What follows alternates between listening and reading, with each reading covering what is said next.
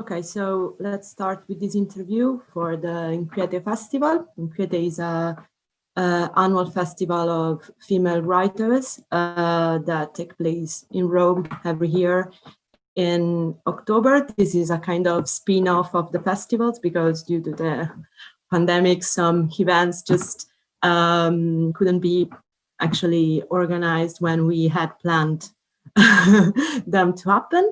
And I'm Marta Capesciotti. I'm an Italian researcher and trans-feminist activist. And I'm really, really honored to have this conversation today with Professor Butler. I don't think you need so much introduction, but I just want to say that you've been obviously a model and an inspiration for my generation and for the generation before me and for the current generation of young activists and researchers, and your books have been crucial for our understanding and knowledge about, of course, gender, but also social movements and many, many, many other issues you have been focusing on in your work. And your recent book, The Force of Nonviolence, have been recently translated into Italian. And I've had the opportunity to read it and really found it inspiring, especially in this moment when so many inequalities and violence actually has been perpetrated against social minorities and marginal groups. And so I find it really crucial to discuss about it in this moment, especially. I've prepared some questions I've already shared with you, and I know that these are huge questions that would need so much time for discussion. So let's try to do this. This is not a streaming conversation, so if you want to just leave some questions or focus on some of them, just please don't hesitate to tell me. We can obviously negotiate it even in this moment. Okay. So if you want, I can start with the first question, and feel free to take all the time you need to reply. Okay, thank you. Okay, so I will try to focus not only on your book, but also on recent interviews you've been, I've concerning many issues, also including the COVID-19 crisis, the Black Lives Matter riots in the US. So the first questions I'd like to ask is that in a recent interview, you proposed a connection between two of the most relevant events of the US against institutional racism and police brutality affecting racialized people on the one hand, and the COVID-19 epidemic on the other. The connection lies in griefs and in the possibility for these griefs to be publicly recognized. And you've also been questioning for a long time the concept of grievability and the unequal distribution of grief in your work. What do you mean by this concept, and what are the connections, in your opinion, with the structural inequalities of capitalistic societies we live in? Well, first, I guess I would say that the Black Lives Matter movement produced enormous protests. It's true that from the perspective of the police, some of those protests seemed like riots, but I think that the term riot is used to make the issue into a national security or public security issue. And once the police or the government says that a demonstration is a riot, then they are free to call the police and to suppress it. Okay. If it's a demonstration, it's an action of assembly or speech that is protected by law, by our constitutional law. So it's always interesting to hear, like, oh, when do they call it a riot? When do they call it a demonstration? I think it's worth saying that the Black Lives Matter movement has been overwhelmingly nonviolent, and that there have been some actions against property, but mm, it's unclear whether that's from people who are part of that movement or on on the part of people who are opportunistically using that movement for their own interests. So, those are larger questions, but I thought maybe I would just start with that. Secondly, Mhm. here in the US, but across the world, we see that people who are disadvantaged or who have suffered um, from poverty or social inequality, discrimination, systemic violence are also, by and large, the same populations who are not receiving appropriate medical care or who cannot conform to sheltering protocols precisely because they're living in large groups or they must go to work or they don't have the economic power to stay home or to have a home, a shelter that that protects them in the way that most bourgeois households do. Uh, Mhm. Most bourgeois residents of households do. So there is that question: who is disproportionately affected by the virus? Who dies more readily, more often? Who is deprived of appropriate and affordable health care? And we could think about migrant communities in Europe. We can also think about poor communities in Europe. Um, uh, and and in the U.S. at least, it is what we call black and brown communities, and that tends to Mhm. be um, African Americans, but also the Latinx communities, especially the migrant ones, not always the established Cuban communities of uh, of Miami, but the Mhm. migrant communities, very often without documents and without appropriate housing or access to health care. And of course, healthcare is not a right in this country. Nobody has an absolute right to healthcare. If you can afford it, you can have it. If you're in a job that gives it to you, then you have it. But nobody can say I deserve healthcare by virtue of living here, because under this form of capitalism, which is a disgusting and cruel form, um, we do not recognize healthcare as a human right. So what that means is that the poor, but also the black, the brown people who are discriminated against and marginalized tend to die more, and they tend to be more sick, and they not only fail to get healthcare now, they have never gotten proper healthcare here, which means they also have developed illnesses and conditions that make them more susceptible to a very severe form of the virus. Um, so we could say that those populations have been left to die. they have they die from negligence. They die from discrimination. Nobody takes a knife to their heart. Nobody shoots them with a gun, but they are left to die, and they are within these policies considered lives not worth saving, lives not valuable, and so they are already conceived as lives that, yes, will die early, or if they do die, it doesn't matter because they are not valuable.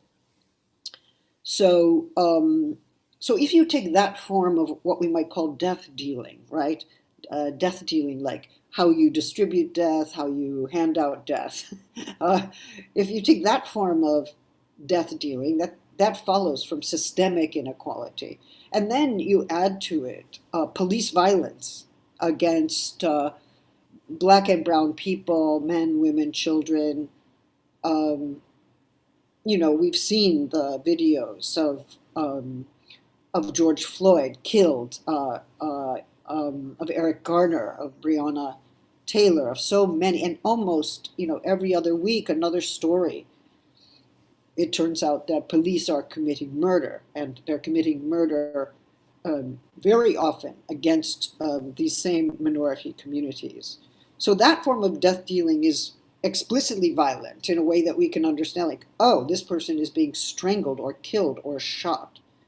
But these are two forms of death dealing. One of them is slow and indirect, one of them is quick and brutal, but they are linked. And when we talk about systemic racism, we are talking about the link. So Black Lives Matter emerged precisely at the moment in which people realized Black and brown communities are dying more quickly and they're being shot. So two forms of violence against them. And it was and remains, I believe, not a movement, Black Lives Matter, a movement that seeks radical social equality, but also is against both state-sponsored violence, police violence, but also systemic violence that belongs to policies like healthcare, right? There aren't police enforcing those policies. There's a government, there's a people, there are corporations, there's pharmacological and medical corporations that are also involved in keeping healthcare in this capitalist frame rather than understanding it as a basic right that every human being should have. That was a long answer to your question. Yeah. Yeah, it was very interesting to think about what you were saying at the beginning concerning the difference between riots and demonstrations, because as activists, we very often refer to the term riot with pride, actually. It's so pride. it's yeah, well, that's good. Well, I can see that too. There was a famous group called for a completely different Riot Girls. Yeah. I understand that. Yeah. But that's a reappropriation, right? So yeah, from a different perspective, of course. Yes, interesting. Interesting. Okay, so another question I'd like to ask concern another interview for the New Yorker of February 2020, when you established a connection between the concept of grievability and the HIV/AIDS crisis. That crisis influenced the history of the queer community, showing us that our lives are more dispensable than others, that our deaths are less worth of grief. During the COVID-19 epidemic, a parallel was often drawn between this virus and HIV. And however, some people strongly criticized this comparison, stressing that differently from the current situation, those who died because of HIV belonged in reality, or according to the prevailing perception, to strongly stigmatized groups. And I'm referring to queer people, drug addicts, sex workers, etc. And this caused a general disinterest from public institutions in preventing and responding to that specific virus. What do you think about this comparison? Well, the problem that I have here in the United States is that we do have these statistics that show that minority communities are more profoundly affected. So I would say the analogy, although not perfect, is sound, because gay, lesbian peoples, trans people who were taking drugs, people who were sex workers, they were a stigmatized and remain to some degree a stigmatized community. And so that's right. Their lives were not valued and they were not grieved. But I think that's also what we're seeing in terms of racial minorities in the United States. Their lives are not valued and their lives are not grieved. Now it's true that any number of people can get the virus, no matter what their privilege is, and that's one thing the virus has taught us: nobody is immune. We are radically equal in one sense in relation to the virus, and then radically unequal in some other senses. Um, but it's also true about HIV. I mean, many people got it, and many straight men in corporate power got it because they were on the down low and having sex, or and maybe there was heterosexual transmission as well that was not generally acknowledged. Right? This was something that happened on the margins of life. So I don't know. I think maybe the only reason I would sustain the analogy is that I think we have to ask in every country, in every region, which population is considered grievable, whose lives are worth preserving, whose lives are worth mourning. These two questions are linked, and whose lives are not preserved and not mourned, and would not be mourned if they were to be lost. So that works differently depending where we are. I mean, um, we can think about genocidal situations. We can think about poverty in North Africa. We can think about the Uyghur community in China. I mean, we can ask that question, I think, in many different contexts and get very different answers. It's one reason why I think that when we talk about social inequality, we should also be talking about the unequal distribution of grievability. Now, grievability is a strange word. In fact, in translations, people write to me, "How do we, how do we Yeah. translate it?" And they're angry at me. It's like first you gave us performativity or gender, and now you give us this other. What are with all these strange words? But I just I would guess I would put it this way, it may be strange to say, but I think each of us lives with a sense that if something were to happen to us, there would be people who cared, and there would be some wider public that would mark our loss, right?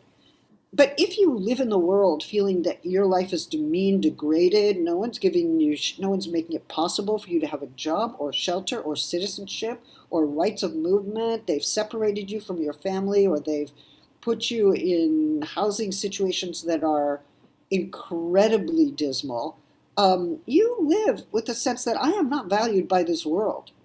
If I were to die, it would not matter. I am, in fact, slated to die. I am destined to die because nothing in this society is giving me the infrastructure I need in order to live and to thrive.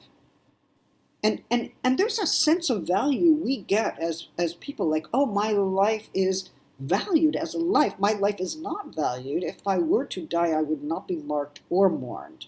And that's a subjective, a deeply subjective and shared sense of inequality that we have not, I think, adequately described. And I'm suggesting that the sense of grievability is part of what we have to take into account when we talk about inequality. Okay. Um, okay, so um, focusing again on alliances and interdependence, in an interview for the New Statesman of September 2020, you commented on trans exclusionary feminism. And during the interview, you stated that if trans exclusionary radical feminists understood themselves as sharing a world with trans people in a common struggle for equality, freedom from violence, and for social recognition, there would be no more trans exclusionary radical feminists. Why do you think this is not happening? And how would you explain this kind of revival of biological and anatomical essentialism that feminism has been fighting for a long time now?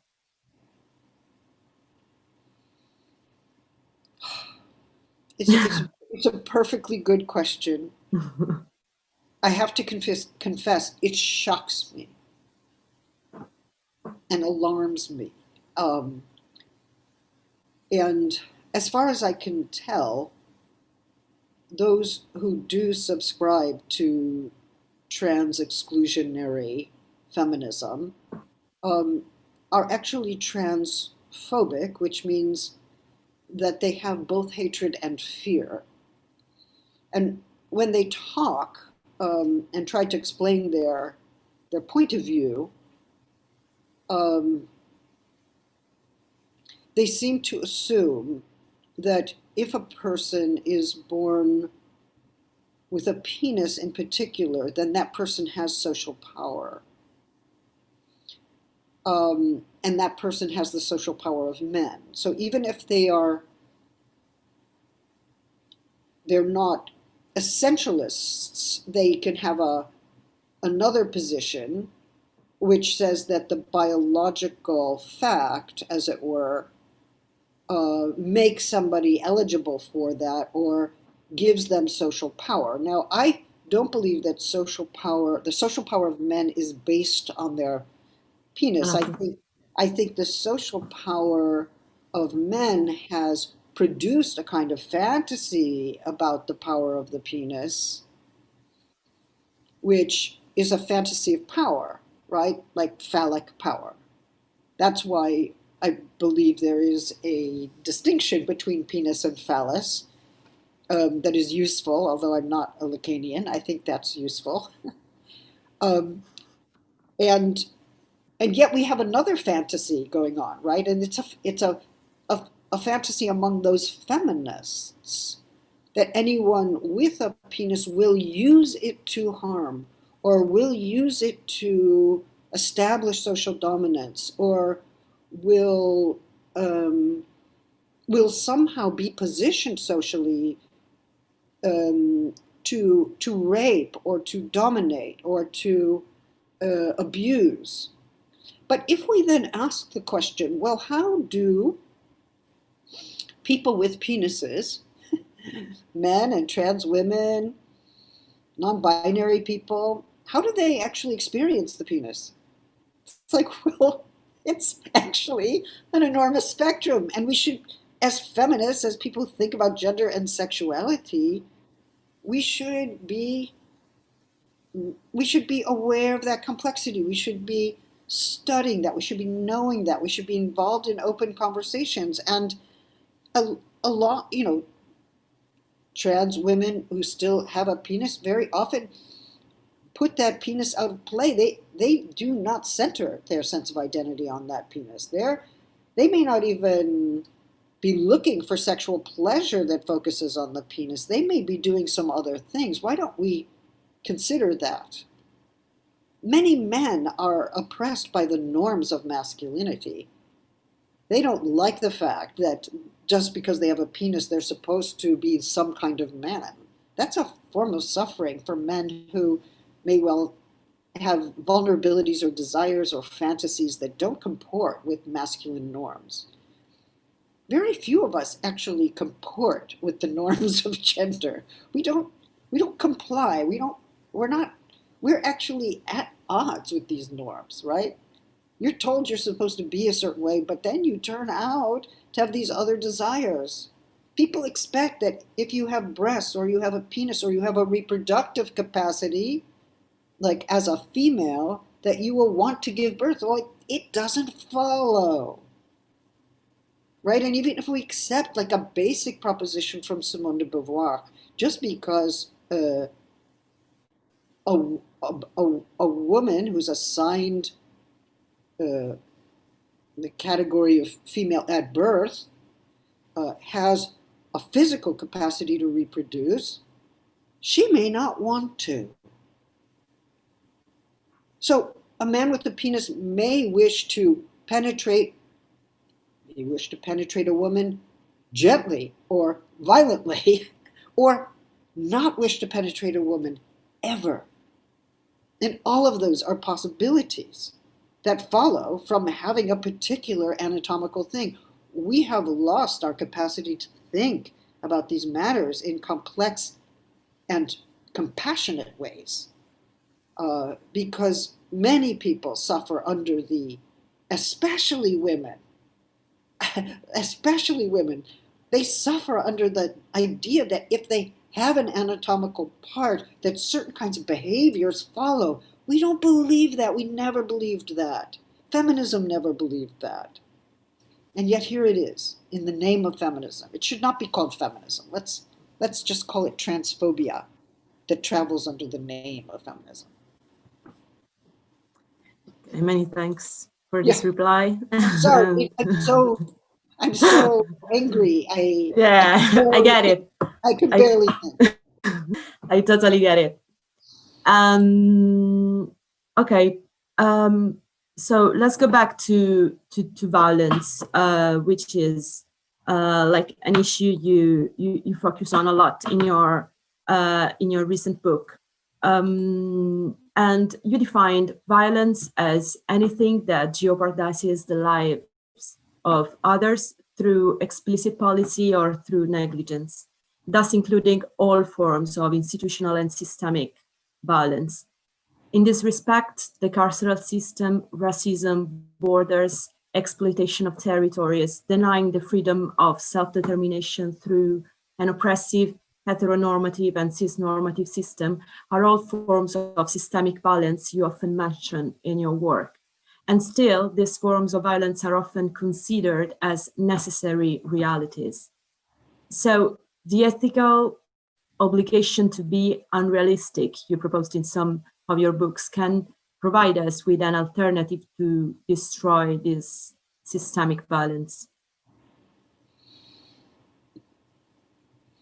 I think it's true that violence very often continues. That is to say, it is reproduced socially, culturally, materially, at every level through the acceptance of violence as a way of life. So, for instance, when the outgoing president of the United States was asked, is it correct that poor people will be the last to have access to a vaccine? He said, yes, that's the way life is. That's the way life is. So that's the way life is the ultimate rationale for the status quo. And I remember as well speaking to feminists in Mexico. They were trying to establish sexual abuse and marital rape as crimes. And when they tried to make the case, many people would say, oh no, but that's just the way things are.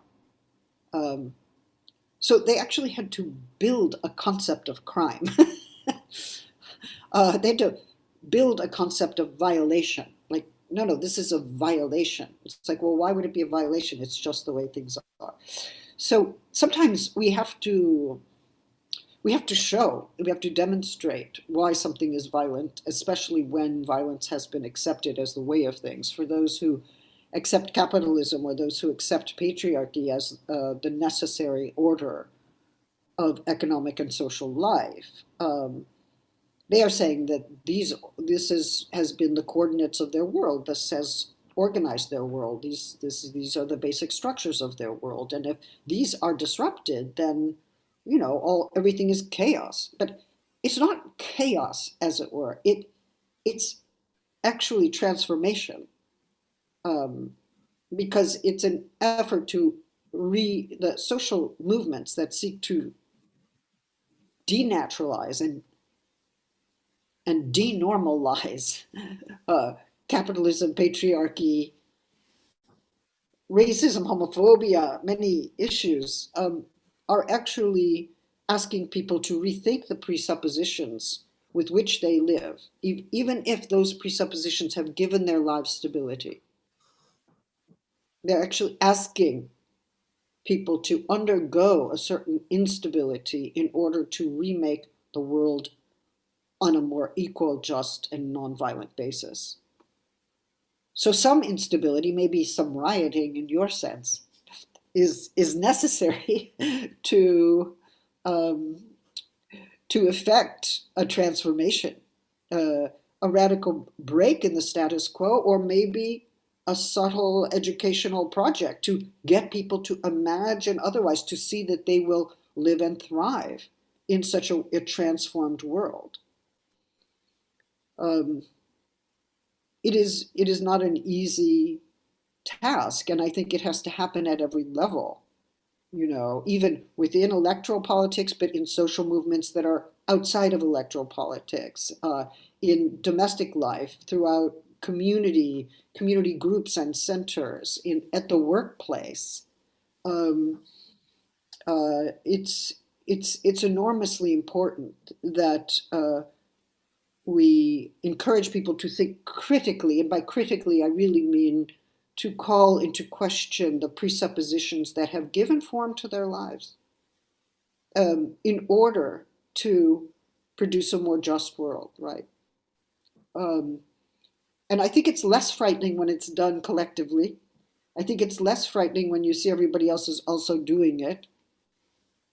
So, for instance, a large number of white people came and joined the Black Lives Matter movement, and not just from compassion or empathy, although probably those were also at work, but also because they want to live in a world in which this kind of violence, this kind of inequality is not accepted as the norm. I don't know what further I can say on that right now, but maybe you have a follow-up or something you'd like to say. Okay, I actually, maybe you noticed it, left one question behind, because I thought that after your first reply, that issue was basically also answered. So, I mean, I don't know if you want to just explain us, or in a few words, why did you choose to focus on nonviolence in your recent book, in this specific historical period where violence is at the core of the public debate in many ways? Well, I think that there are many reasons. Like many other people, I've been part of debates on the left about what kind of strategies and tactics are important and how do we justify them. And of course, we're also, I think, part of a struggle against fascism. I mean, even if our fascist is about to leave power, it doesn't mean we're not, we're still left with fascism. He may be gone, or maybe he does something else. He's not the reason we have fascism. Fascism is the reason we have him. And of course, there are noble and incredibly important revolutionary positions that use violence to fight fascism, or to fight slavery, to fight colonization.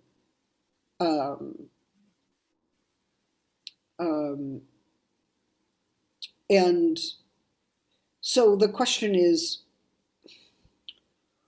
what's the status of violence as a strategy? And one of the concerns I have is that once we agree to use violence as a strategy, we lose control of violence. Like, it doesn't always stay as within the framework that we set for it, right? We decide, okay, I'm going to just use violence as an instrument to achieve a social goal, and then when I've achieved it, I will stop my violence. But once violence has started, it tends to take other forms, and it also tends to legitimate the violence that's done against us. And I think that the way we function in social movements, the way we bring ourselves together, the communities we form, the structures of care we offer, the infrastructures of social life we build on the street or in a long-term social movement, they prefigure the kind of world we want to live in. So I see, I guess in Marx's terms, I would say I see nonviolence as a praxis rather than a techne. Like, it's not a technique. It's not the question of violence or nonviolence. It's not a question of what instrument to use. It's what praxis to begin. And a praxis is carries within it and embodies already the ideal it wants to realize in the world. So nonviolence is the beginning of the life that we want to live. Nonviolence is the beginning of the world in which we want to live. We are making that world as we struggle for it. And, this is my idealism. This is my naivete. This is my impractical side. But someone has to take this position, because what if we were all so practical and realistic that no one was still arguing for nonviolence? That would be a sad world. And when I ask people, even in my audiences, even if you would disagree with me, do you want to live in a world in which no one ever makes the case for nonviolence? Everybody says, no, I don't want to live in that world. It's like, fine. My case is made. Thank you so much. Okay, many thanks. Okay. I think I've been told that our time is up. Okay. So I really want to thank you for this conversation. I've been waiting for it. So many thanks. Grazie, Marta. Beautiful. I'm glad we could do it. Okay. And so all the best. Okay. Thank you so much. Okay. Ciao. Ciao.